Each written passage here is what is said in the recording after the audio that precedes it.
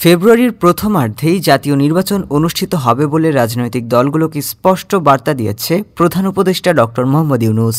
আগামী জাতীয় নির্বাচন ও সমসাময়িক বিষয় নিয়ে বিএনপি, জামায়াতে ইসলামী ও জাতীয় নাগরিক পার্টির নেতাদের সঙ্গে আলাদাভাবে বৈঠকে এ বার্তা দেন প্রধান উপদেষ্টা।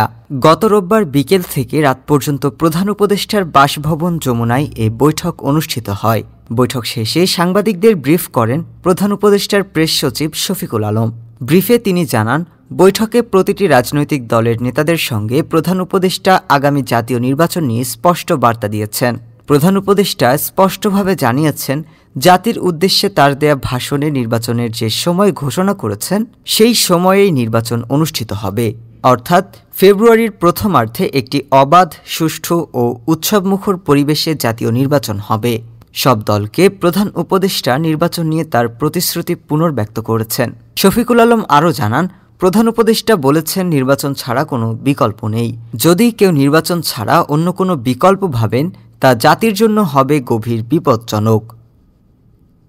ডেস্ক রিপোর্ট, আজ বার্তা।